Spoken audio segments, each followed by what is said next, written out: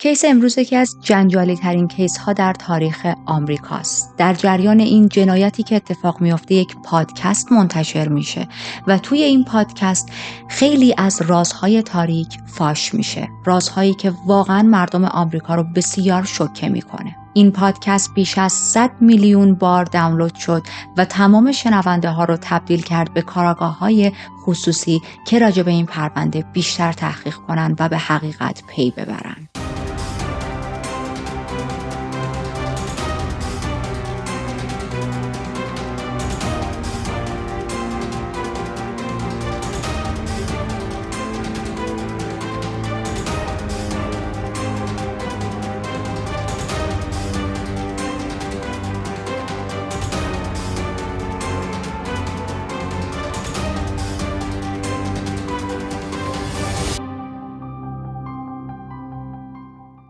من ریتا هستم و توی این چنل پرونده های جنایی رو براتون تعریف میکنم. ما هر قسمت میریم سراغ یک داستان واقعی جنایی و به تمام جزئیاتش با هم دیگه میپردازیم. پس اگر محتوای جنایی رو دوست دارید میتونید همین الان کانال رو سابسکرایب کنید. پرونده امروز یک پرونده به ظاهر حل شده است، اما هر چقدر که بیشتر میریم جلو و در دل اتفاقات قرار میگیریم شکمون به شخصیت‌های داخل داستان بیشتر و بیشتر میشه. پس ازتون میخوام که با دقت به تمام اتفاقها گوش کنید. بریم تا با یکی از شخصیت‌های اصلی پروندهمون آشنا شیم به نام هی من لی. هی توی 15 اکتبر سال 1980 به دنیا آمد و دوران بچگیش رو توی کره جنوبی گذروند. اصالتاً کره‌ای بود. توی سال 1992 وقتی 12 سالش بود با مادرش یون و کیم و برادر کوچکترش به آمریکا مهاجرت میکنن تا بتونن از سیستم آموزشی با کیفیت‌تر و بهتری بهره مند بشن. مادرش خیلی امیدوار بود که آینده عالی توی آمریکا برای بچه‌هاش در انتظارشونه، آینده‌ای بهتر از کره. اما این تصمیم بسیار چالش برانگیز بود برای اعضای خانواده، به خاطر اینکه پدر هی مخالف این تصمیم بود. شغل دولتی داشت که دلش نمیخواست این شغلش رو بذاره کنار و برن به آمریکا، نمیخواست همه چیز رو ول کنه و توی آمریکا از ابتدا زندگیش رو شروع کنه. پدری که مخالفه، مادری که دوست داره بچه‌ها رو ببره به آمریکا، بچه‌ها که خیلی ذوق دارن برای سفرشون به آمریکا و در نهایت پدرشون کاملا باهاشون قطع ارتباط میکنه. یعنی نه تنها به آمریکا نمیاد باهاشون، بلکه کلاً کانکشنشون از بین میره. نه اینکه طلاق بگیرن از هم، اما خب دیگه هم با هم در ارتباط نبودن با مادر هی در واقع. به هر حال با آمریکا میرن. هی همراه با مادرش، پدر بزرگ، مادر بزرگ، دایی و 2 تا پسر دایی کوچیکترش توی یکی از لوکیشن ها، خیابون هایی که مخصوص افراد کره‌ای بود در آمریکا زندگی میکردن. به نظر می رسید که آرزوهای مادرش برای خانواده‌اش داره برآورده میشه، چون هی توی مدرسه خیلی داشت عالی و خوب و موفق پیش میرفت و درسش واقعا خوب بود. بریم به 13 جنوری سال 1993. یک روز عادی توی مدرسه و هی هم داشت روال عادی خودش رو انجام میداد. بعد از اینکه مدرسه‌اش تموم شد قرار بود بره دختر داییشو برداره، بعدم بره پیش دوست پسر جدیدش که اسمش رالف بود و اونو ببینه. مدیر ورزشیشون هی رو حدود ساعت 1:30 بعد از ظهر دید توی همون دور و بر مدرسه، اما ساعت 2 یکی از دوستای هی اونو توی یکی از کلاس‌های روانشناسی دید که در حال صحبت با یک پسری بود به نام عدنان. دوست دیگه هی اونو چند دقیقه بعد تموم شدن کلاس دید که داشت سمت در خروجی پارکینگ میرفت.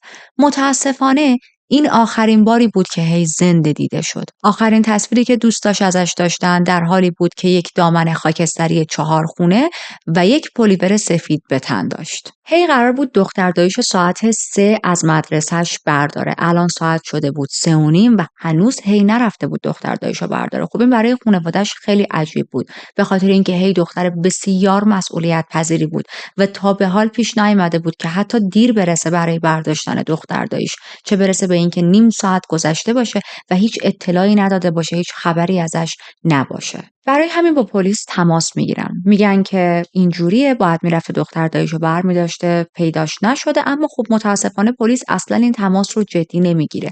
پیش خودش میگه که پی دختر جوونه و دخترای جوون هم خیلی عادیه که یه جا دیر کنن یا اصلا نرن و مسئولیت خیلی قبول نکنن.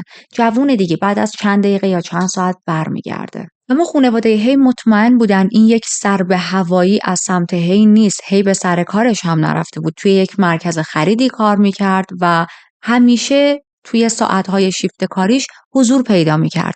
از ساعت 6 تا 10 شب بود شیفت کاریش و این اولین باری بود که توی 3 ماه گذشته کاریش همچین اتفاقی افتاده بود و هیچ کس از هی خبر نداشت.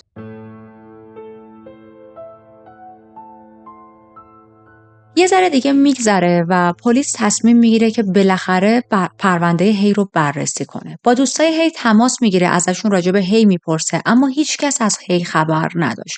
پلیس تصمیم گرفت زمان بیشتری رو صرف بررسی زندگی هی بکنه، بلکه بفهمه کجا ممکنه رفته باشه. پلیس متوجه میشه که هی جزو یکی از دانش آموزهای بسیار برجسته و نمونه توی کل دبیرستانشون بوده و دوستای خوب و زیادی هم داشته. یکی از صمیمی‌ترین دوستاش یه دفتر خاطره‌ای رو به پلیس تحویل میده که توی یکی از صفحاتش نوشته شده بود این کتاب رو کسایی باید بخونن که قلب پاکی دارن. اگه وقتی این کتاب رو میخونی احساس گناه میکنی باید دست از خوندن برداری. این کتاب پر از احساسات منه و ممکنه شما رو عصبانی، خوشحال و یا ناراحت کنه یا حتی به گریه بندازه. تقدیم به کسایی که دوستشون دارن و اونا هم منو دوست دارن. منو برای همیشه دوست داشته باشید و به یاد بیارید چون من هم برای همیشه شما رو دوست خواهم داشت. این دفترچه خاطرات و متنی که داخلش نوشته شده بود توجه پلیس رو به خودش جلب کرد چون توی صفحات دیگه کاملا داشت زوایای دیگه‌ای رو راجع به زندگی هی به تصویر می‌کشید. اون داستان عاشقانه‌ای رو از خودش و هم کلاسیش عدنان که عقب‌تر اسمشو گفتیم تعریف کرده بود. داستانی که خیلی متفاوت تر از چیزی بود که پلیس فکرشو می‌کرد. عدنان مسعود سید توی 21 می سال 1981 در یک خانواده بسیار محافظه‌کار و مذهبی و مسلمان متولد شده بود. از مهاجرهای آمریکایی بودن. عدنان و هی تایم زیادی رو با هم میگذروندن و خیلی به هم جذب شده بودن. این رابطه با اینکه ظاهر بسیار رمانتیک و صمیمی داشت اما شامل یه سری از مشکلات هم بود. هی و عدنان هر دوشون از خانواده‌های آسیایی بودن. خانواده‌های آسیایی سنتی. خانواده عدنان مذهبی و سنتی بود. خانواده هی مذهبی نبود، فقط سنتی بودن، اما خب به هر حال شرایط هر دوتاشون جوری بودش که رابطه رو براشون سخت کرده بود. توی خانواده عدنان بهش میگفتن که تو اصلا نباید با جنس مخالف در ارتباط باشی. توی خانواده هی هم بهش میگفتن دوست پسر داشتن خیلی چیز خوبی نیست. تو باید برای خودت یک مردی رو انتخاب کنی بعدها که درست تموم شد تا با هم ازدواج کنین مستقیم. گفتم بهتون خانواده‌اش خیلی سنتی بودن و این درگیری هایی که با خانواده هاشون در رابطه با رابطهشون داشتن باعث می شد که خیلی حد و مرز توی رابطهشون تعیین شه. یعنی چی؟ یعنی مثلا خیلی وقتها باید یواشکی هم رو میدیدن، خیلی وقتها حتی نمیتونستن به خونه همدیگه زنگ بزنن و ما داریم از چندین سال قبل صحبت میکنیم. مثل الان تلفن همراه و تکست دادن و اینجور چیزا خیلی باب نبوده. از اونجایی که میشه تصور کرد عدنان و هی قرار نبود قوانین خانوادگی رو فالو کنن و خیلی هم دوست داشتن با همدیگه در ارتباط باشن. نمیتونستن به خونه هم زنگ بزنن، نمیتونستن توی خونه همدیگه هم رفت و آمد کنن. پس چیکار باید میکردن؟ باید توی یه سری از اماکن عمومی، محیط‌های خلوت توی مدرسه، تو جنگل، جاهایی که دور از چشم اعضای خانواده و بقیه است، با هم یواشکی قرار بذارن. خب اوایل این قرار گذاشتن‌های یواشکی خیلی براشون جالب و جذاب بود، اما از یه جایی به بعد هی متوجه شد که ما خیلی با هم تفاوت فرهنگی داریم. درسته که هر دومون خانواده‌های سختگیری داریم اما واقعا فرهنگامون با هم متفاوته. همونطوری که اشاره کردم خانواده هی مذهبی نبودن. خب این به این معنا بود که خود هی هم نه دین خاصی رو فالو می‌کرد و نه اصلا آدم معتقدی بود. اما عدنان به شدت مذهبی بود، به شدت متعهد بود روی مسائلی که توی دینش اسلام گفته شده بود و گاهی خیلی هم افراطی میرفت جلو. با اینکه طبق خواسته مادرش باید از جنس زن دوری میکرد ولی به طور مرتب با هی قرار میذاشت. بعدش احساس گناه میکرد، میرفت مسجد نماز میخوند و به قول خودمون توبه میکرد. این وضعیت برای هی خیلی گیج کننده بود، چون بین تعهدهای دینی عدنان و چالش‌های رابطه‌شون گیر کرده بود. هی توی دفتر خاطراتش نوشته بود که یه وقتها عدنان به شوخی به دور شدنش از اسلام اشاره میکنه و میگه ببین تقصیر توئه ها، مثلا تو یه کاری کردی، تو باعث شدی که من از دینمون دور بشم. این حرفا با اینکه شوخی بود ولی برای هی خیلی ناراحت کننده و دردناک بود. هی نمیتونست درک کنه یا قبول کنه خب چرا یک نفر باید به خاطر در ارتباط بودن با من از دین و مذهبش دور شه؟ اصلا این چه دین و مذهبیه که داره میگه عدنان حق نداره با هیچ زنی در ارتباط باشه؟ این مسائل و اختلاف‌ها باعث شد که هی در نهایت تصمیم بگیره رابطه‌اش رو تموم کنه. یکی دیگه از چیزایی که توی دفترچه خاطراتش هی نوشته بود این بود که عدنان برخلاف هی دلش نمیخواست رابطه‌شون تموم شه و اصلا به تصمیم هی احترام نمیذاشت. اصلا موافق این نبود که از هم جدا شن و تمام حرفش این بود من که اوکی هم با هم توی رابطه باشیم. حتی هی یه نامه‌ای برای عدنان نوشته بود، توش اشاره کرده بود که باید هر چی سریعتر رابطمون رو تموم کنیم و اگر که بخوای به زور منو توی این رابطه نگه داری من هم کار خودم رو میکنم. چه کاری منظورش بود؟ منظورش این بود که انقدر با تو سرد و بیرحم رفتار میکنم، انقدر بهت بیمحلی میکنم تا بالاخره این رابطه بر اساس بیرحمی تموم شه. اما خب این پایان ماجراشون نبود. چند بار رابطه‌شون رو کات میکنن، دوباره برمیگردن به هم. اصلی ترین دلیلش هم عدنان بود. عدنان نمیتونست این موضوع رو قبول کنه که هی از زندگیش بره بیرون. بعد از چند بار بریکاپ و دوباره برگشتن به هم، در نهایت هی به این نتیجه میرسه ما واقعا تمام پل‌های پشت سرمون رو خراب کردیم و همون موقع‌ها بود که از یک پسر دیگه‌ای به اسم دان خوشش میاد. هی با دان توی محل کارش آشنا شده بود. بعد از آشناییش با دان بیشتر و بیشتر تصمیم میگیره که واقعا رابطه‌اش رو با عدنان کات کنه. و این اتفاق هم میفته. تا پایان دیسمبر سال 98 دیگه رسما از هم جدا شدن این زوج و هی شروع کرد به قرار گذاشتن با دان. بعضی از دوستای هی میگن هی ته دلش ناراحت بود از اینکه از عدنان جدا شده و مدام راجع به این موضوع با دوستاش حرف میزد. بعضی دیگه از دوستاش میگن نه، هی اصلا از رابطش با عدنان خوشحال نبود و خیلی هم راضی بود از اینکه دیگه باهاش در ارتباط نیست. من نمیدونم کدوم یک از این منابع درسته، به هر حال هر دو رو بیان کردم. از طرف دیگه هی حسابی به دان علاقه‌مند شده بود. ولی خب ظاهرا برای دان هم رابطش با هی یه رابطه خیلی جدی نبود. تمام این چیزهایی که براتون تعریف کردم پلیس بعد از تحقیقاتش در رابطه با مفقودی هی متوجه میشه و الان پلیس بالاخره تونسته افراد کلیدی توی زندگی هی رو شناسایی کنه. طبیعتاً پلیس تلاش میکنه با عدنان و نان تماس بگیره و راجع به هی یه سری اطلاعات به دست بیاره. با عدنان حدود ساعت 6:30 عصر تماس میگیرن و عدنان میگه آخرین باری که هی رو دیده بعد از تموم شدن کلاس‌ها بوده. از اون طرف با دان تماس میگیرن، ساعت 1:30 شب بالاخره میتونن باهاش ارتباط برقرار کنن و دان میگه که من از ساعت 7 شب خونه بودم و هی رو اصلا اون روز ندیدم. وقتی پلیس از عدنان راجع به برخوردش با هی توی اون روز سوال کرد، گفتش که خب همون آخرین باری که هی رو توی مدرسه دیدی برخوردتون چجوری بود و ماجرا رو بیشتر تعریف کن. عدنان گفت که حقیقتش من منتظر بودم هی بیاد دنبالم، منو تا یه جایی برسونه با ماشینش، اما خب نیومد. یه ذره صحبت‌هاش عجیب و غریب بود، یه ذره حالت‌هاش خیلی نرمال نبود از نظر پلیس دیگه. و وقتی پلیس این موضوع رو بیان میکنه به عدنان که احساس میکنیم انگار یه چیز رو میخوای مخفی کنی، عدنان میگه حقیقتا من اون روز یه مقدار وید کشیده بودم و میترسم که خانوادم از اعتیاد من به وید با خبر بشن، چون خب گفتم خانوادش واقعا مذهبی بودن و وید کشیدن هم میتونست یکی از خطهای بسیار قرمزشون باشه. همچنان از هی هیچ خبری نبود، اما تمام دوستا و اطرافیان هی به خانوادش میگفتن نگران نباشید، بالاخره برمیگرده خونه، توی دردسر خاصی نیفتاده. اما خانواده هی میدونستن که این الگوی رفتاری هی نیست، امکان نداره هی حالش خوب باشه و تا اون لحظه بعد از چند روز برنگشته باشه خونه. وقتی پلیس سعی داشت که اکانت‌های بانکی هی رو ردیابی کنه، متوجه میشه که آخرین بار از یکی از کارتاش استفاده شده. کجا؟ توی یک پمپ بنزینی. میرن توی اون پمپ بنزین، اما خب خیلی چیزی دستگیرشون نمیشه. در واقع این موضوع هم خیلی نمیتونه به پلیس کمک کنه.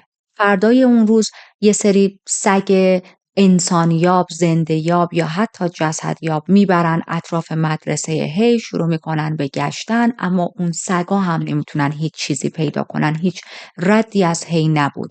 و خب این مفقودیش واقعا برای همه عجیب بود، به خاطر اینکه هی دختر بسیار مسئولیت پذیری بود، هی خیلی عاشق زندگیش بود، هیچ دعوای خانوادگی برای هی به وجود نیامده بود، مشکلات خانوادگی خیلی خاصی نداشت، امید به زندگی داشت، برای آیندهش برنامه ریزی کرده بود که مثلا پلیس حالا بگه خب هی از خونه فرار کرده و مفقودی و ناپدید شدنش جدا نگران کننده بود.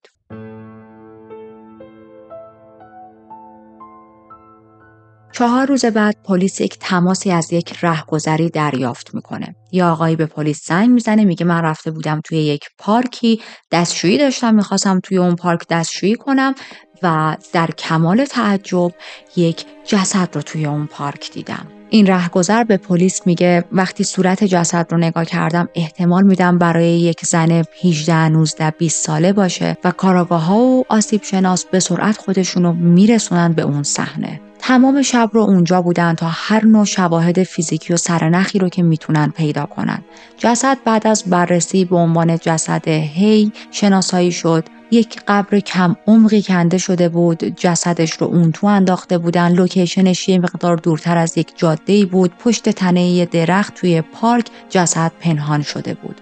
هی هنوز همون لباسهایی رو به تن داشت که توی روز ناپدید شدنش بهتون گفتم چند تا از دوستاش دیده بودنش، اما کفشاش گم شده بودن. کت سفیدش باز بود، پیرن و ستیانش بالا کشیده شده بود و سینه‌هاش نمایان بود. دامنش رو هم داده بودن بالا، لباس زیر و جوراب شلواریش رو هم کشیده بودن پایین، زانواش زخمی بود. میدونید یه حالتی بودش که انگار وضعیت جسد داشت به پلیس اینو میگفت قبل از مرگ بهش تجاوز شده. وقتی جسد رو میبرن برای کالبد شکافی متوجه میشن که نه، تجاوزی به هی صورت نگرفته و دلیل مرگ رو خفگی اعلام کردن. هرچند به جز خفگی شواهدی از ضربه به پشت سرش هم وجود داشت و جسدش چندین روز بود توی پارک مونده بود، وضعیتش افتضاح شده بود، نه به خاطر پوسیدگی بلکه اینقدر زیاد در معرض فضای طبیعت و هوای آزاد قرار گرفته بود که روی بدنش قارچ رشد کرده بود. این نشون میداد که جسد چند هفته‌ایه که همونطوری افتاده. یعنی چی؟ یعنی هی مدت خیلی کوتاهی بعد از ناپدید شدنش به قتل رسیده بوده. یکی دیگه از چیزایی که نشون میداد چند هفته از هی به قتل رسیده این بودش که رنگ پریدگی برای جسدش خیلی زیاد اتفاق افتاده بود. وقتی مردم از این مرگ وحشتناک باخبر شدن، برای احترام به یاد هی دور هم جمع شدن، سعی کردن با خانواده هی صحبت کنن، برای خانواده‌اش غذا می‌بردن، میرفتن بهشون سر می‌زدن، اما برای همه این سوال به وجود اومده بود که مسئول این قتل وحشتناک کیه؟ چرا یک نفر باید یک دختر نوجوانی که کلی امید و آرزو برای زندگیش داره رو به قتل برسونه؟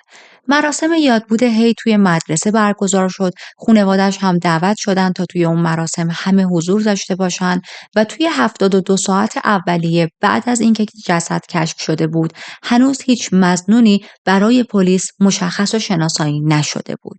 توی صحنه جرم یه سری لوازم پیدا شده بود، مثلا مثل یه بطری الکل خالی، یک طناب نزدیک جسد بود، اما پلیس هیچ کدوم از اینا رو نبرد برای آزمایش. تا اینکه بعد از 3 روز یک تماسی با پلیس گرفته میشه و این تماس کلاً روند پرونده رو تغییر میده. یک آدم ناشناسی با پلیس تماس میگیره و بهشون میگه که اگر میخواید پرونده هی رو حل کنید و میخواید قاتلش رو پیدا کنید، تمام فوکوس و زومتون رو باید بذارید روی عدنان.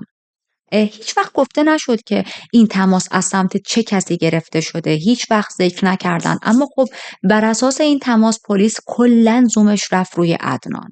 یکی دیگه از چیزایی که هی توی دفترچه خاطراتش یادداشت کرده بود و برای پلیس مدرک مهمی بود این بودش که هی میگفت عدنان خیلی رفتار پارانویا داره، خیلی کنترلگره، رفتارش از نظر من خیلی عجیب غریبه. احتمالاً داشت اشاره میکرد به همون باورهای مذهبی و عقایدی که داشتش.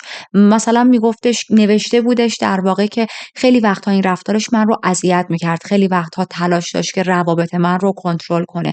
خیلی برای عدنان عجیب بود اگر من یک رفیق پسری داشتم. حتی یه جا توی دفترچه خاطراتش نوشته بود یه روزی عدنان در حالی که چند تا از بچه‌های کلاسمون، پسرهای کلاسمون بودن اونجا حضور داشتن، گل برای من خریده بود. اون گلو در میاره، یه جور بلندی اعلام میکنه که این گلو برای تو خریدم. هی میدونید یه حالت شو آف، یه حالتی که هی متعلق به منه و ما با هم توی رابطه ایم و شماها نباید برید سمت هی.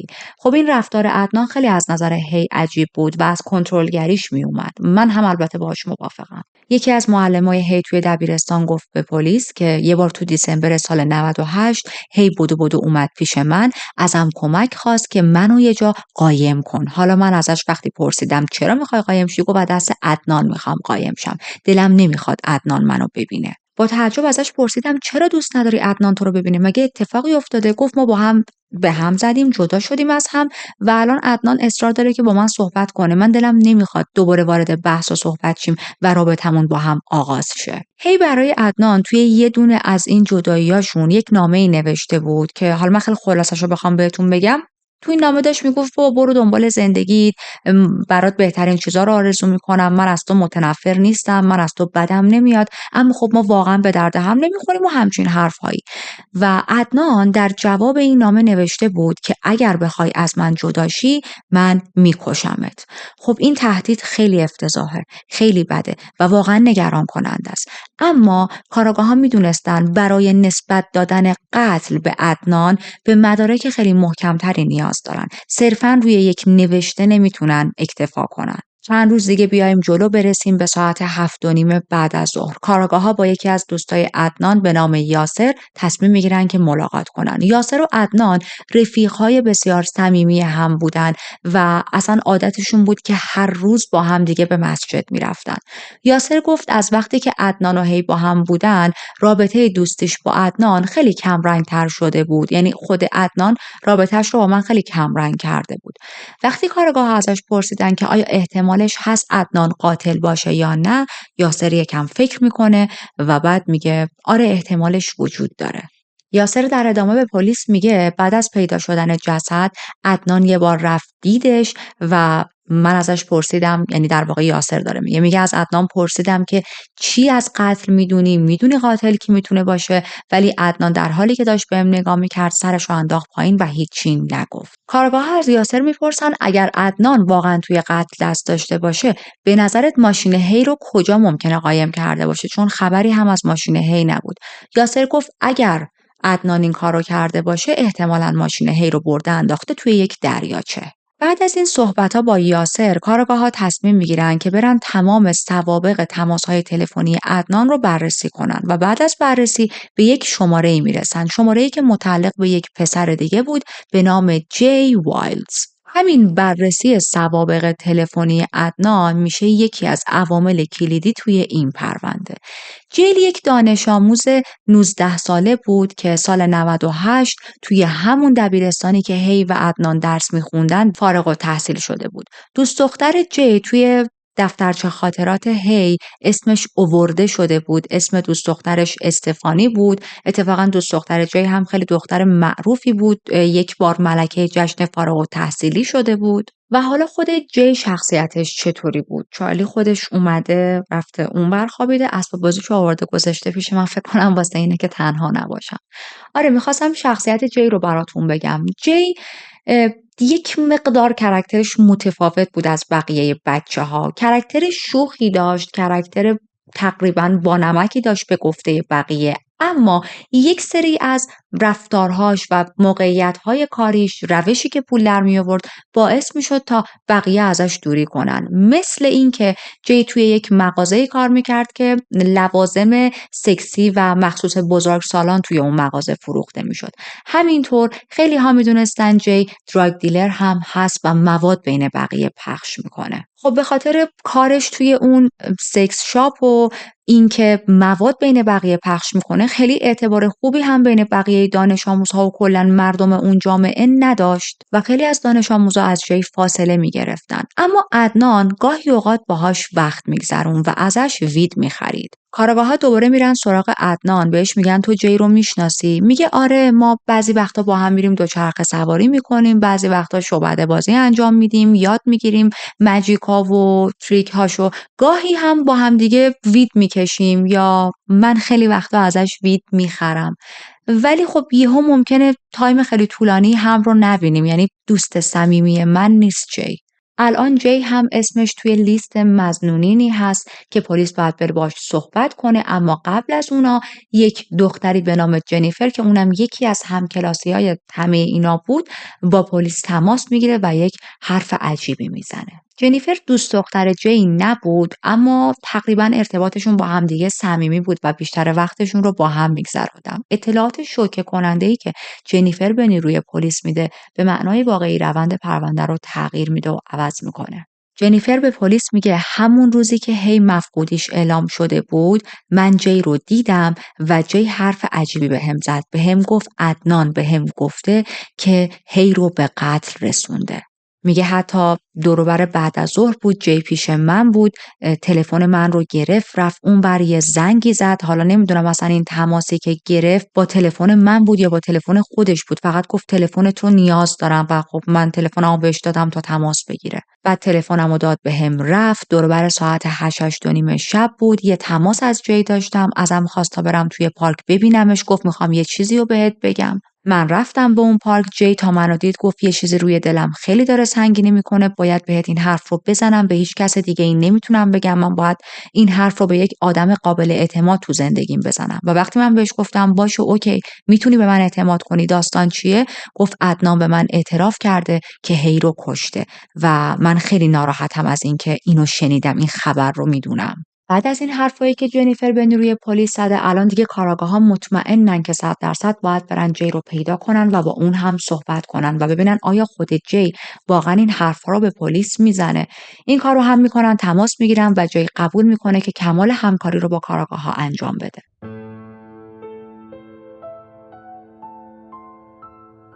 جی میره تا با پلیس صحبت کنه. میگه طبق معمول هر روز من عدنان رو بردم رسوندم مدرسه، خودم برگشتم برای شرکت توی یه سری از کلاسام. توی راه که بودیم عدنان از من پرسید که میتونی یه تایم مشخصی بیای دنبالم؟ خیلی هم آشفته و ناراحت بود. وقتی ازش پرسیدم آره مشکل نداره، چرا، حالا چی شده، چرا انقدر آشفته‌ای؟ عدنان گفت باورم نمیشه که هی این کارو کرده باشه، خیلی با این کارش دلم رو شکونده. حالا چه کاری منظورش بوده؟ احتمالاً فهمیده بوده که هی در حال قرار گذاشتن با یک پسر دیگه است و واقعا این رابطه همونطوری که گفته بود براش تموم شده است.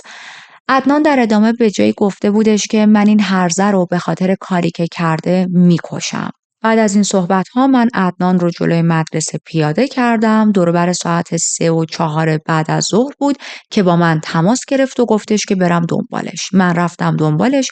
وقتی از ماشین پیاده شدم گفت بیا یه ذره راه بریم، من خیلی اعصابم خورده. جی توی صحبت‌هاش به پلیسا میگه عدنان اون روز دستکش‌های پشمی و قرمز با کف چرمی دستش بود. این حرف جی خیلی برای پلیسا مهم بود. چرا؟ چون که پلیس یک سری پرز و الیاف قرمز روی بدن جسد پیدا کرده بود. این رو هم بگم پلیس هرگز این اطلاعات رو منتشر نکرده بود که بگیم جی توی اخبار شنیده و این چیزها رو خبر داره.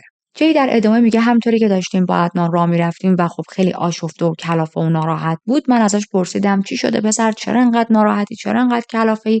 و عدنان در انتها به من میگه که من هی رو به قتل رسوندم و جسدش الان توی صندوق عقب ماشینه. من خیلی ترسیده بودم، حرفش رو باور نمی‌کردم. بهش گفتم کو جسد رو من نشون بده. رفتیم در صندوق رو باز کرد و دیدم بله واقعا یک جسد توی صندوق عقب ماشینه. بهش گفتم چجوری کشتیش؟ گفت خفش کردم. سوار ماشین عدنان شدیم، خیلی کلافه بودیم، خیلی بیقرار بودیم، من خیلی ترسیده بودم. بهش گفتم میخوای با جسد چیکار کنی؟ عدنان گفت نمیدونم، باید کمکم کنی بتونم یک جا جسد رو گم و گور کنم، یک جا دفنش کنم، چون نمیشه که همجوری توی صندوق عقب ماشین باشه. همینطوری که داشتیم رانندگی میکردیم، اول رفتیم دم خونه عدنان، یه سری بیل و تجهیزاتی که نیاز هست برای دفن جسد رو برداشت. بعدش تصمیم گرفتیم که بریم توی یک پارکی که یک مقدار دور افتاده است و جسد رو اونجا دفن کنیم. میرسن به همون پارکی که جسد هی پیدا شده بود، میبینن یک قسمتی از پارک با درخت و بوته پوشیده شده و به نظرشون اومد که خب جای خوبیه برای پنهان کردن یک جسد. پس عدنان همونجا هی رو شروع میکنه به دفن کردن. همونطوری که گفتم یک قبر بسیار کم عمق میکنه و جسد هی رو میندازه توی اون قبر، اما حتی روی این قبر رو هم با خاک نمیپوشونه. جسد رو رها میکنن و میرن. پلیس بعد از صحبت و بازجویی کردن از جی الان سرنخ محکمتری پیدا کرده بود، چون نه تنها جی اعتراف کرد که عدنان هی رو کشته، بلکه داشت میگفت شاهد دفن جسد هم بوده، یک شاهد حی و حاضر که حتی میتونه بر علیه عدنان توی دادگاه شهادت بده دیگه. همچنین محل ماشین گم شده هی رو هم به پلیس گفت. پلیس اطلاعات رو بررسی کرد، رفت توی اون بلوک و دید که بله ماشین هی همونجا پارکه. هرچند سرنخ‌های زیادی توی صندلی عقب ماشین وجود نداشت، حالتی بود که انگار صندلی عقب کاملا تمیز شده بود از آثار جرم، ولی خب یه چیزی پیدا میکنن، یک نقشه توی صندوق عقب پیدا میکنن. این نقشه اون منطقه بود، خونه ها و کوچه ها و پارک ها و همه جا توش مشخص شده بود. اتفاقا توی اون نقشه یک قسمتی مارک شده بود. کدوم قسمت؟ همون پمپ بنزینی که بهتون گفتم یه بار پلیس دید که کارت هی استفاده شده توی یک لوکیشنی، توی یک پمپ بنزینی. این پمپ بنزینه پین شده بود، دورش خط کشیده شده بود توی نقشه و یک اثر کف دست هم پشت جلد این نقشه وجود داشت که پلیس میگفت با اثر دست چپ عدنان مطابقت داره. یک چیز دیگر رو هم راجع به نقشه بهتون بگم. یک بخشی از این نقشه کنده شده بود. کدوم بخش بود؟ یک قسمتی از یک پارک رو نشون میداد، همون پارکی که پلیس جسد هی رو پیدا کرده بود. انگار یکی اون لوکیشن رو از روی نقشه کنده بود. یادتونه گفتم زمانی که هی رو پیدا کردن کفشای سیاهی داشت که اون موقع پاش نبود. کفشاش رو هم توی ماشین خودش پیدا کردن، اما به طرز واقعا عجیبی کفشاش هم نفرستادن برای آزمایش. ببینید تا اینجا چقدر مدارکی وجود داره که پلیس باید آزمایششون میکرده و اصلا آزمایش انجام نداده روشون. شواهد محکمتری هم به دست پلیس میرسه راجع به دیتای موبایل عدنان. طبق سوابق تلفنی تعدادی از تماس‌هایی که به تلفن عدنان گرفته شده بود نزدیک پارک و همون جایی بود که جسد هی پیدا شده بود. عدنان الان اصلی ترین مظنون پلیس، میرن دستگیرش میکنن، میارن تا باهاش بازجویی کنن. موقعی که داشتن با عدنان بازجویی میکردن، عدنان یه حالتی بود که انگار خیلی جزئیات اون روز رو یادش نمیومد و تمام مدت به کاراگاه‌ها میگفت نه حرفای جای صحت نداره و من کسی نیستم که هی رو به قتل رسونده باشم. هی ازش دیتیلز رو میپرسیدن، هی خط زمانی رو میپرسیدن توی اون روز، اما همونطوری که میگم عدنان اصلاً به یاد نمی آورد که دقیقاً مو به مو اون روز چه کارهایی انجام داده. یه حرف مهمی که به کارآگاه‌ها میزنه و اصلا این حرف رو جدی نمیگیرن این بودش که میگه من ماشین و موبایلم رو اون روز دادم به جی ماشین و موبایلم رو نیاز داشت. خب خیلی وقتا اون به من حال داده بود، حالا من خواستم بهش حال بدم و دادم دست اون. حالا یه چیزی راجع به جی بهتون بگم. خب جی تا اینجا شریک جرمه، چون به گفته خودش یک قتلی رو مشاهده کرده، ازش خبر داشته و پنهان کرده. به هر حال شریک جرم میشه.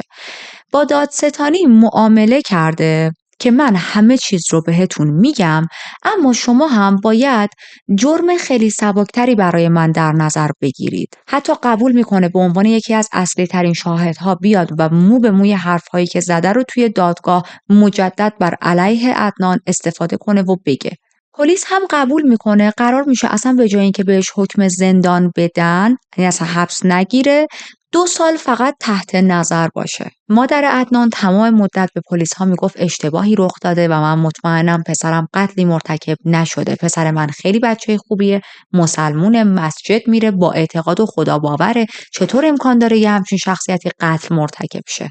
اما الان عدنان اصلی ترین مظنون دستگیر شده و باید براش دادگاه برگزار شد. سال 1999 در واقع 8 دیسمبر 99 اولین تایمی بودش که قرار بود دادگاهش برگزار بشه، اما این اتفاق نمیافته چون همون اول که دادگاه شروع میشه دادستانی با قاضی با هم بحثشون میشه، شدیداً با هم درگیر میشن و جلسه دادگاه کنسل میشه، میفته برای چند روز بعد. دادگاه بعدی آغاز میشه. توی این دادگاه خیلی از دوستها و اطرافیان هی، دوستها و اطرافیان جی، دوستها و اطرافیان عدنان همه توی دادگاه ها حضور پیدا میکنن و دادگاه‌های واقعا شلوغی بود چون شاهد داخلش زیاد بود. یه چیزی که داشتم بررسی میکردم، کل دادگاه‌ها فقط و فقط داشت روی همون شهادتی که جی بر علیه عدنان داده بود جلو میرفت.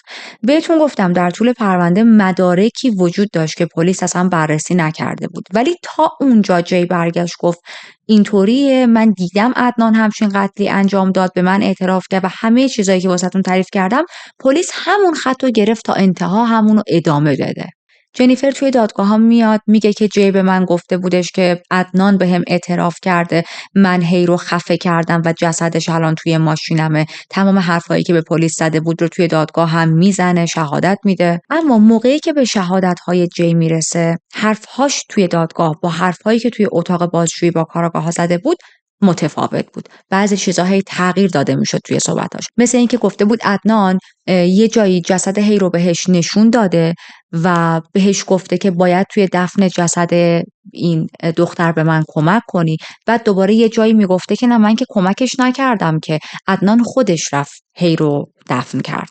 یا مثلا یه جایی توی صحبتاش میگفت که من اون لحظه خیلی ترسیده بودم، خیلی گیج شده بودم و چاره دیگه ای نداشتم جز این که به عدنان کمک کنم تا جسد هی رو از بین ببریم، یه جا دفن کنیم. و دوباره یه جاهای دیگه میگفتش که عدنان من رو مجبور کرد که کمکش کنم. هیچ آدم عاقلی هم اونجا حضور نداشت که ازش بپرسه خب آخه برای چی عدنان باید تو رو مجبور کنه؟ مثلا باید یه آتویی حتی داشته باشه دیگه، مثلا یه اسلحه‌ای همراهش باشه، تو رو زور کرده باشه. به چه دلیل عدنان باید تو رو مجبور کنه که تو بخوای همکاری کنی باهاش تا جسد هی رو دفن کنی؟ با وجود این تناقضات توی شهادت‌ها، دادستانی اصرار داشت که حرف‌های جی نزدیکترین داستان به واقعیت و به همین خط زمانی باید چسبید. نظریه‌شون این بود که حسادت و خشمی که عدنان نسبت به هی و روابط دیگش با آدم‌های دیگه داشت باعث شده بود که اون دست به این قتل بزنه. حتی دادستانی توی دادگاه‌ها میگه عدنان خودش توی بازجوییاش برگشته گفته که قتل ناموسی توی دین من پذیرفته شده است و اشکالی نداره اگر ما مسلمون‌ها جایی که پارتنرمون از خط خودشون خارج میشن، اضافه تر میرن، بیشتر پیش میرن، اونها رو به قتل برسونیم. توی دادگاه دفترچه خاطرات هی رو هم میارن. این دفترچه خاطرات هم خیلی مهم بود چون که هی توی این دفتر خاطراتش خیلی چیزهایی رو نوشته بود که نشون دهنده تعصبات بیجای عدنان بود. اینا رو دیگه نمیشد کسی منکر شه. نوشته های خود هی بود، دستخط خود هی بود و چیزی بود که خیلی وقتها دوستهای هی هم دیده بودن. اون تفاوت فرهنگی که اول پرونده بهتون گفتم دقیقاً همچین موضوعی بود. داستانی که دادستانی داشت میگفت اینطوری بودش که همون روز ظهر عدنان هی رو به قتل میرسونه، بعد دور بر ساعت 3-4 به جی زنگ میزنه، میگه بیا. همون حرفایی که خود جی زده بود، چیزهایی که به نیروی پلیس گفته بود، حالا راست و دروغش معلوم نیست، همونا رو دادستانی کرده بود فرضیه خودش. حتی دادستانی توی دادگاه میگه عدنان به جی گفته بود که من میخوام هی رو بکشم و این حرف دادستانی یعنی چی؟ یعنی که عدنان قتل از قبل برنامه‌ریزی شده انجام داده. اما تیم وکلای عدنان تمام مدت اصرار داشتن که نه، اینطور نیست، حرف عدنان درسته، عدنان اصلا اون روز پیش هی نبود، شهادتی که داد من اصلا اون روزی که هی مفقود شده ندیدمش درسته. جی با عدنان تماس گرفته بود و بهش گفته بود که میتونم ماشین و تلفن همراهت رو ازت قرض بگیرم. عدنان هم از همه جا بی‌خبر ماشین و تلفن همراهش رو داده و بقیه ماجرا. وکلای عدنان خیلی اصرار داشتن که درست این دو نفر رابطه‌شون رو با هم قطع کرده بودن، درسته با هم دیگه توی ارتباط نبودن، درسته خیلی تنش تو رابطه‌شون بود، اما با هم دشمنی نداشتن. هی هم خیلی جاها توی دفترچه خاطراتش اشاره کرده بودش که من نمیخوام ما با هم درگیر بشیم، من تو رو دوست دارم ولی ما فقط از نظر فرهنگی به درد هم نمیخوریم و مسیرمون توی این زندگی اهدافمون خیلی فرق میکنه. دادستانی میگه اما مدارک خیلی بر علیه عدنانه. اون اثر اثر کف دستی که روی نقشه بود اون دقیقاً مطابقت داره با دست چپ عدنان. پس اون رو چی میگید؟ وکیل مدافع عدنان میگه خب دوست دختر عدنان بوده. عدنان از ماشینش زیاد استفاده میکرده، زیاد توی ماشینش میرفته و خب این یه چیز کاملا طبیعیه که اثر دستش، اثر انگشتش، کف دستش همه جای ماشین باشه.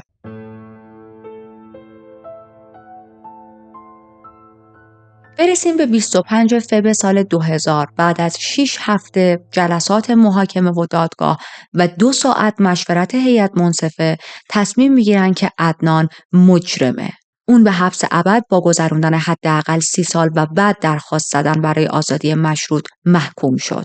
وقتی که داشتن به عدنان دستبند می‌زدن تا ببرنش که دوران محکومیتش رو بگذرونه، با آرامش به خبرنگارها گفت من حالم خوبه و به خدا ایمان دارم چون میدونم که من هی رو نکشتم. خب این حرف عدنان خیلی برای خانواده هی دردناک و سنگین بود. اونا دخترشون رو از دست داده بودن و شخصی که الان دستگیر شده به عنوان قاتل داره اینجوری هم با رسانه‌ها و خبرنگارها حرف میزنه. اما برسیم به خانواده عدنان. اونا همچنان معتقد بودن که پسرشون بیگناهه و نباید زندانی می شده. معتقد بودن چون ما یک خانواده مسلمان هستیم پلیس خیلی زومش اومده روی ما. واقعیت اینه تعداد خیلی زیادی از مردم هم فکر می‌کردن ممکنه عدنان بیگناه باشه، ولی راجع به این فکرشون چیزی نمیگفتن. برای آزادی عدنان هم تلاش خاصی نکردن، جز یکی از همکلاسی‌های عدنان که ادعا می‌کرد اصلاً موقعی که خط زمانی قتل بود عدنان پیش من بوده. ما تو کتابخونه بودیم، با هم حرف زدیم، تایم زیادی رو پیش من گذروند. چند وقت بعد یعنی توی سال 2014 یک خانومی به اسم سارا یک پادکستی درست میکنه. توی این پادکست میاد و داستان این قتل رو و زندگی اشخاصی که قربانی بودن، مظنون بودن، همه افرادی که ما تا الان هم اسمشون رو آوردیم و توی این پادکست خیلی از زوایای متفاوت تری بررسی میکنه. سارا به جای اینکه فقط از اطلاعات دادگاه استفاده کنه، خودش به صورت مستقل با افرادی که توی پرونده نقش داشتن مثل دوستای عدنان و دوستای هی صحبت میکنه و به شواهد و مدارک جدیدی هم دست پیدا میکنه. اون پرونده رو خیلی عمیق بررسی کرد، از جمله بررسی تماس‌های تلفنی، زمانبندی اتفاقات توی روز قتل و شهادت‌های مختلف. حتی سراغ متخصص‌های حقوقی و کارشناس‌ها هم رفت تا مطمئن شه همه چی از جنبه‌های مختلف و درست داره بررسی میشه. این پادکست به چند تا چیز خیلی اصلی و مهم اشاره میکنه. اولیش این بودش که تو این پادکست میگن عدنان زمانی که محاکمه براش اتفاق افتاد 17 سالش بود، در حالی که محاکماتی که براش انجام شد محاکمه افراد بزرگسال بود و این چیز عادلانه‌ای نبود. همچنین سوابق تلفن همراه عدنان هم اصلا چیز قابل اعتمادی نبود، چون یک ایریای خیلی بزرگی رو داشت نشون میداد که خب اون پارک هم بخشی از این ایریا بود و عدنان توی اون مناطق خیلی در طول روز رفت و آمد میکرد. صرفاً چون تلفن همراهش به یکی از دکل‌های مخابراتی اونجا وصل شده بوده به این معنی نیست که پس این آدم دقیقاً رفته بوده دم پارک داشته صحبت میکرده. به علاوه اینکه ما فراموش نکنیم خود عدنان چندین و چند بار هم توی دادگاه‌ها هم به نیروی پلیس تو بازجوییاش گفت که اون روز جی اومد و تلفن همراه و ماشین من رو از من قرض گرفت، پس اصلا ممکنه جی از تلفن همراه عدنان استفاده کرده باشه اگر این شهادت عدنان درست باشه. در ادامه توی این پادکست سارا میگه، حالا پادکستاش خیلی طولانیه، من دارم خیلی خیلی خلاصه براتون میگم چون واقعا پرونده خیلی طولانی میشد و احساس کردم از حوصله خارج میشه.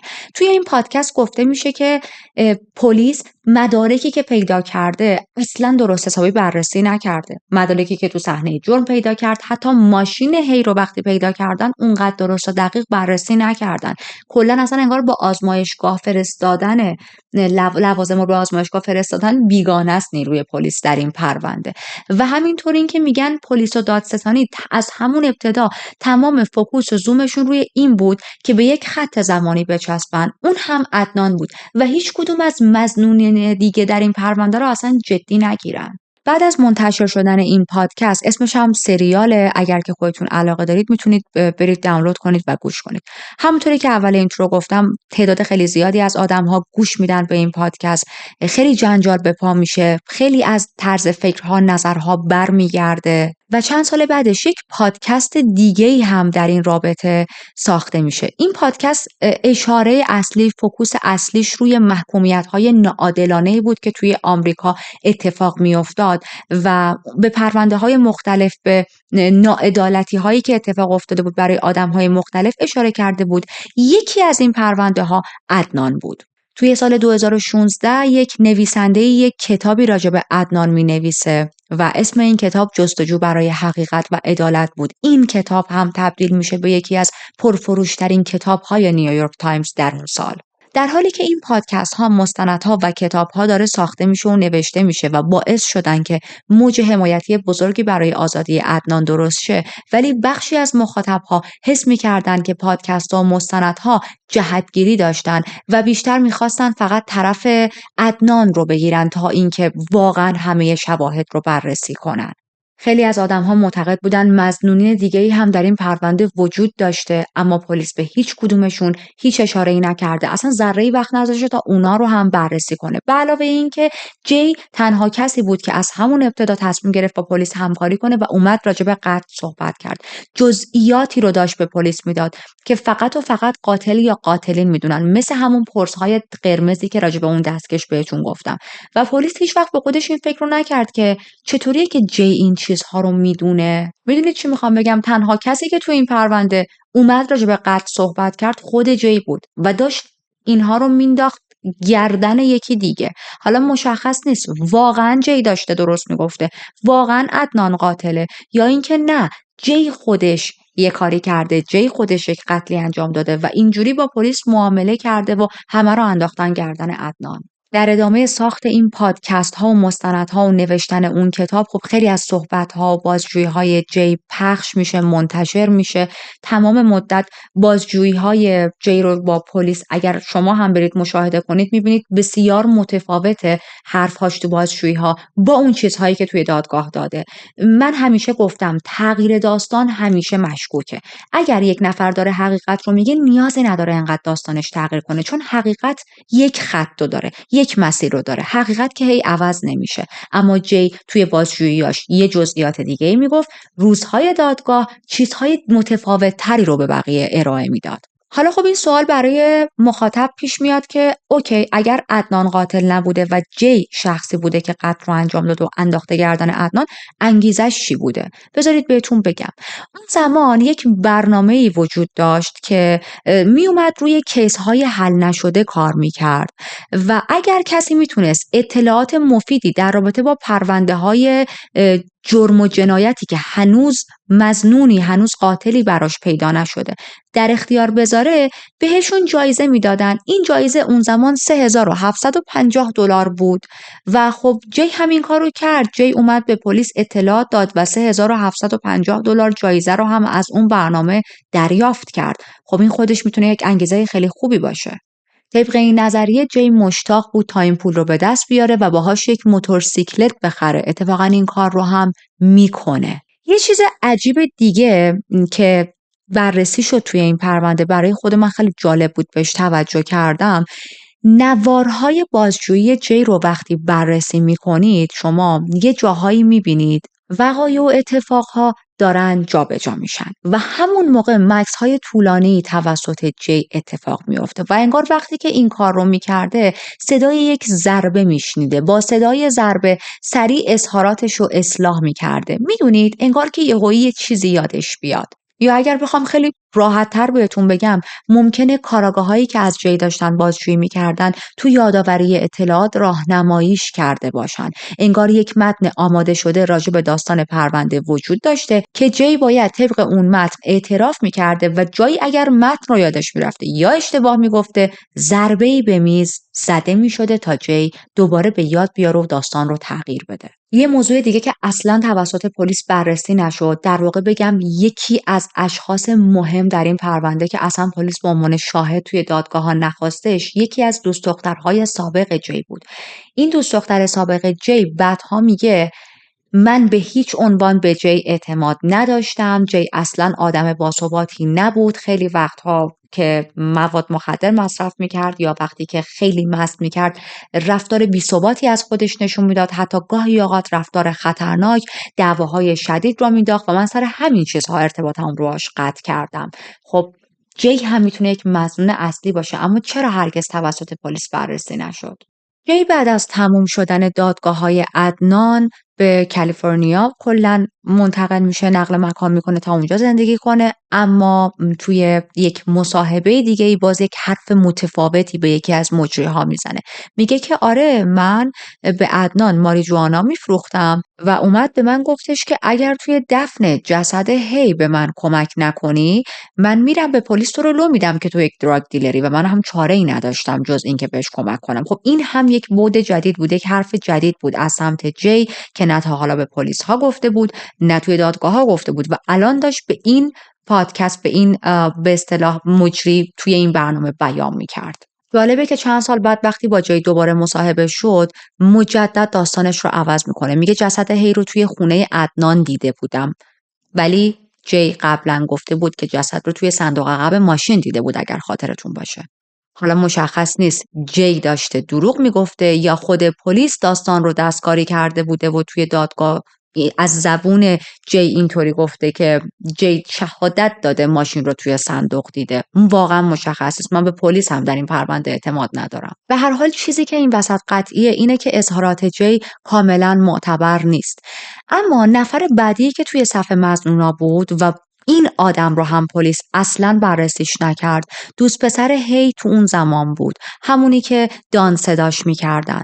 دان اون لحظه توی اون بازه زمانی با هی در ارتباط بود، اون روز هم با هی بود، حتی قرار بود که شب همدیگر رو ببینن. اما توی این پرونده با وجود اینکه اتفاقا تو پرونده های قتل همیشه پارتنر طرف میشه مظنون اصلی طرف، اما پلیس یه جا مستقیم رفته بود سراغ اکس طرف، دوست پسر سابق هی، و اصلا خود دان رو بررسی نکردن. نه دان رو خواستن که ازش بازجویی کنن، نه ازش خواستن نمونه دی ان ای بده، نه نمونه مویی بده، هیچی. اصلا دان کلا توی این پرونده رفته بود کنار. دقت کنید ما هم همون اوایل پرونده ازش صحبت کردیم، رفت کنار تا الان که باز داریم راجبش حرف میزنیم. حالا چرا این نمونه مو و دی ان ای و اینا رو میگم؟ چون یه سری مو توی صحنه جرم پیدا کرده بودن که وقتی بعد از فشارهای زیاد مردم این موها مورد آزمایش قرار گرفت تطابق نداشت با موهای عدنان. پس میتونه موی کی باشه؟ همون چند روز اولی که هی هنوز مفقود شده بود و جسدش رو پیدا نکرده بودن، فقط یک بار پلیس رفت سراغ دان تا یک اطلاعاتی بتونن راجبش به دست بیارن.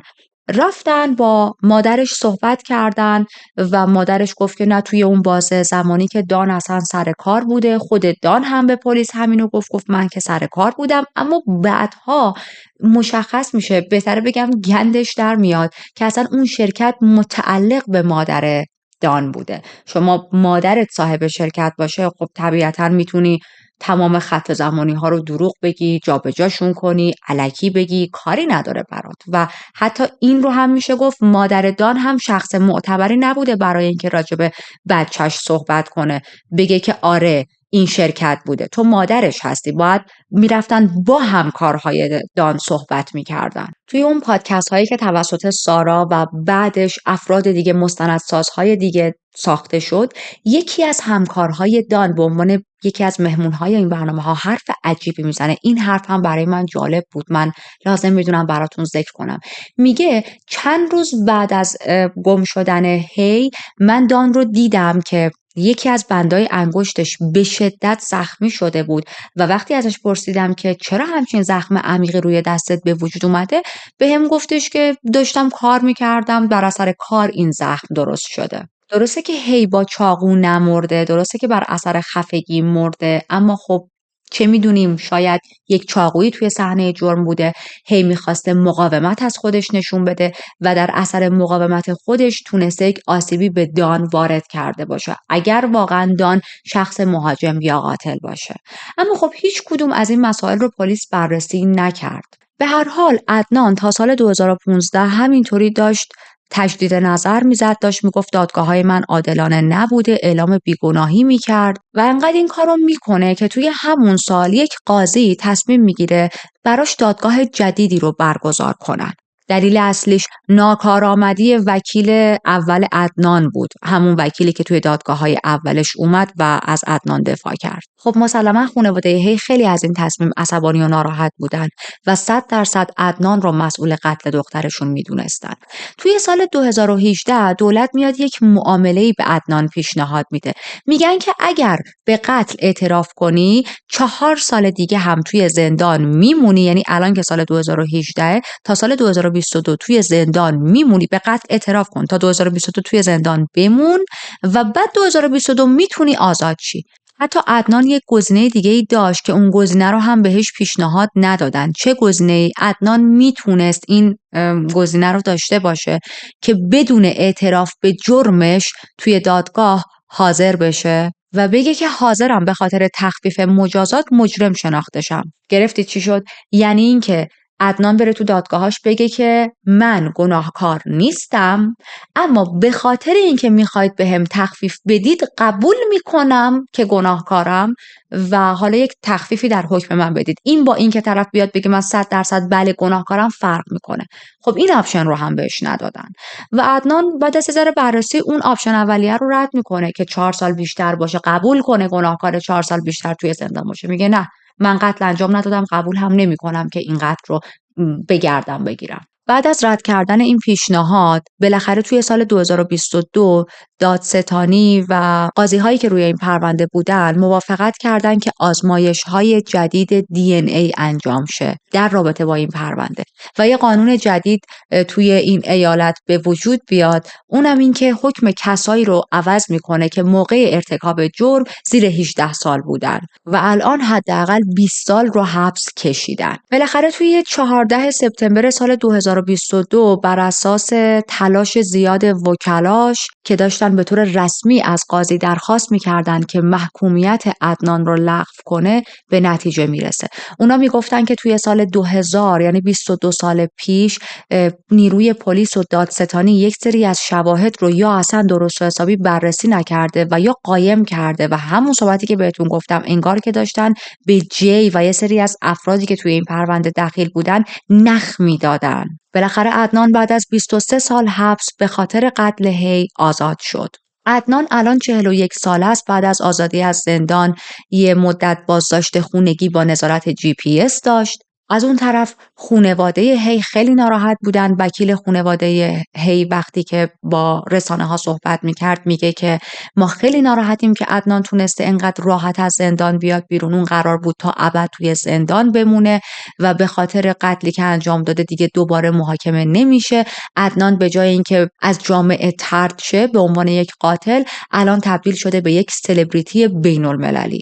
جوری که اصلا داستان داره همش به سمت عدنان پیش میره. همه میگن آخه عدنان بیگناه افتاد زندان و دیگه هی در این ماجرا هیچ جایی نداره. یادتونه گفتم بالاخره تصمیم گرفتن که آزمایش‌های DNA توی این پرونده انجام بشه. بعد از انجام آزمایش‌های DNA نتیجهش این بود که هیچ DNA از عدنان توی صحنه جرم و چیزهایی که پیدا کرده بودن وجود نداشت. عدنان یه مدت به عنوان یک کار تمام وقت توی برنامه‌های آموزشی که مخصوص زندانی‌ها بود توی یک دانشگاهی مشغول به کار شد. بعد از پرونده عدنان توی آگوست سال 2023 بیش از 70 نفر از کسایی که به اشتباه محکوم شده بودن تونستن یک بیانیه قانونی ارائه بدن و از دادگاه درخواست کنن که حکمشون تجدید نظر براش اتفاق بیفته یا حکمهاشون لغو شه.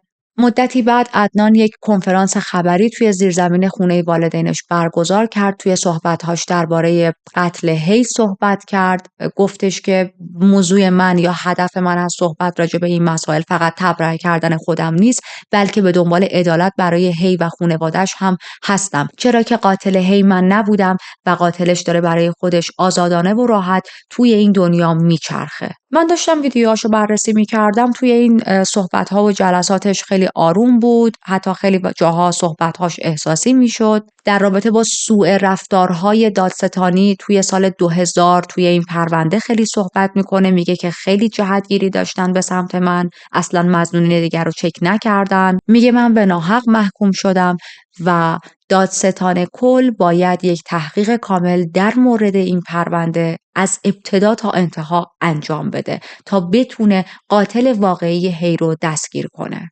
پرونده هی منلی به انتها رسید. من تمام مظنونین رو براتون تعریف کردم. از خود هی گفتم. تمامی اتفاقات رو، هر چیزی که میتونستم پیدا کنم رو در اختیارتون گذاشتم. اما خب خیلی پرونده سوال برانگیزی بود. همونجوری که اول کیس گفتم، به ظاهر ما یک مجرمی رو دیدیم و دستگیر هم شد و حکمش رو هم کشید، حبسش رو هم کشید در واقع.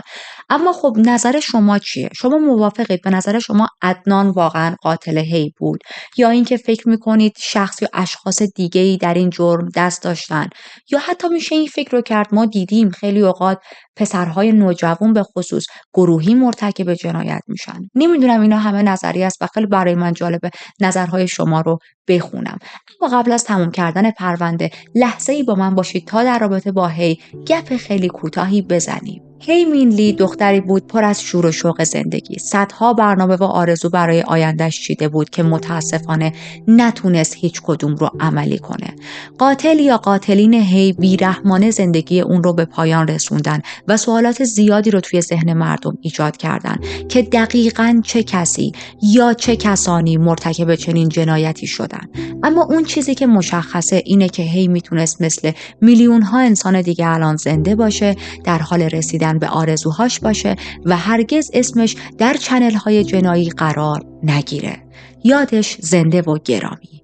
ممنون که با من تا همینجا همراه بودید. اگر فراموش کردید ویدیو رو لایک کنید، لایکتون خیلی به من و چارلی انرژی میده. چون من انرژی داشته باشم چارلی هم انرژی میگیره دیگه، یه واقعیتیه. اگر که هنوز کانال رو سابسکرایب نکردید و پرونده های جنایی رو هم دوست دارید، خیلی خوشحال میشم که دکمه سابسکرایب رو بزنید تا جمع ما بزرگتر شه. همینطوری دونه دونه دونه وقتی اضافه شدید به چنل از پارسال تا الان، انرژی من هزاران برابر بیشتر شده برای کاور کردن پرونده های جنایی.